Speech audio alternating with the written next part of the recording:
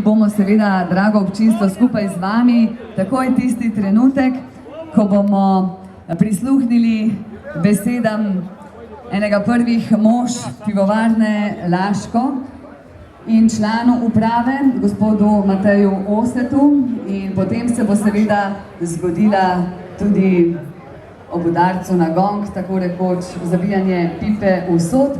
Vabim pa seveda ob temlem trenutku bliže k sebi gospoda Mateja Oseta, je že pripravljen na odločilni trenutek, izvolite. Vabim vas, da nagovorite drage obiskovalce. Hvala lepa za besedo. Moram reči, da imamo v bistvu poseben privilegij. Gre enostavno za to, da imamo letos že drugo 50-letnico Piva in cvetja. In če smo malo hudomušni, smo v lanskem letu začeli v bistvu z nekakšno aktivnostjo, kjer smo prvič napovedali 50 let prve prireditve. Šlo je namreč za to, da v vmesnem času 50 let Piva cvetja enkrat prireditve dejansko ni bilo. In to zaradi zelo praktičnih razlogov, in to je bila gradnja mostu.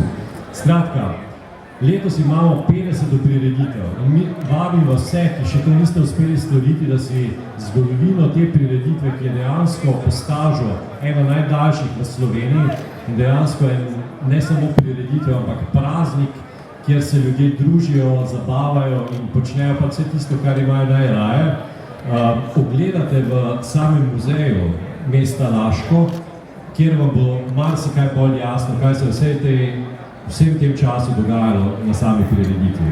Ampak, ne glede na to, prireditev se je začela zelo skromno in takrat je začelo Hortikulturno društvo Laško, ki je dejansko potem z določenimi pobudami tudi strani Pivovarne Laško prišlo do tega, da se je prireditev iz prvotno cvetličnega praznika potem prelevila dejansko to prireditev, ki se danes imenuje Pivo in cvetje. V vsem tem času pa seveda organizacijski odbor, ki je bil dosti časa pod odkriljem Turističnega društva Laško, deluje z polno močjo in seveda vsako leto to prireditev nadgrajuje. Tako smo pred 3 leti potem imeli eno odlično popotnico za to, da smo kot Pivovarna Laško tudi sami začeli z organizacijo te prireditve. In moram reči, da je bila izjemno zahtevna naloga, da smo uspeli to prireditev pripeljati na ta nivo, kot ga imamo danes. Skratka, če se ozrete malo naokoli, imamo 4 različna prizorišča, kjer združujemo praktično vse tisto, kar je za obiskovalce prireditve pomembno. Se pravi, gre za odlično glasbo, kjer ste verjetno letos opazili, da posebej reklamiramo festival pod sloganom Hočem dobro glasbo in ki se odvija na 4 različnih prizoriščih. Eno prizorišče je seveda ta klasični jubilejnik, prizorišče, kjer združuje vse tisto, kar je dobrega in tradicionalnega. Na drugi strani imate Oder klub, kjer združujemo vse tisto, kjer želijo sladopustci glasbe užiti kar največ. Imamo največji Oder Zlatorog, kjer se pa dogaja pravi rokovski festival. Zato tudi imenujemo to prireditev danes lahko s ponosom Festival Pivo in cvetje. In pa seveda ne nazadnje imamo potem tudi odlično glasbene zasedbe v samem kulturnem centru v Laškem, kjer pa mislim, da ponujamo izjemne vsebine, dobrih glasbenikov in pa tisti, ki so včasih tudi prezrti. Skratka, v imenu organizacijskega odbora in vseh, ki sodelujejo pri tej prireditvi in ki se jim želim še posebej zahvaliti že vnaprej za odlično predpripravo na ta festival, želim vsem vam, obiskovalcem, ki ste seveda naša največja vrednost in pa seveda vsem gostom, ki ste danes udeleženi na tej prireditvi, posebej bi pozdravil predsednika države, gospoda Boruta Pahorja, ki je tukaj med nami.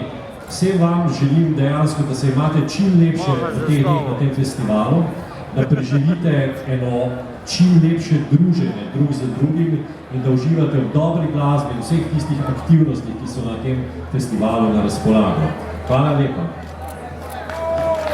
Najlepša hvala, to je bil gospod Matej Oset. In zdaj ste na vrsti vi, dragi pivovarji, in seveda v nadaljevanju tudi vi, dragi člani Laške godbena vihara, kajti zgodila se bo najprej pipa v sodu, potem pa himna vseh laških društev, vključno s Pivovarno Laško, Rozamunda, in ker verjamem, da poznate tudi njen tekst, prisrčno vabljeni, da pritegnete.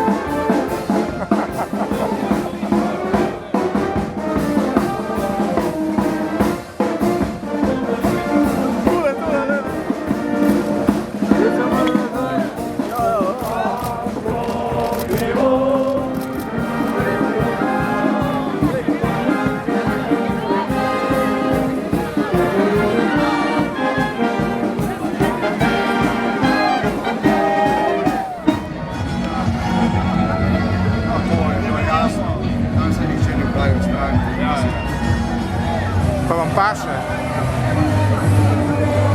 Stvar najprej predvsem Halo, pridem bil, vaš čas ni. Odločimo stran, ko je zelo pomembno.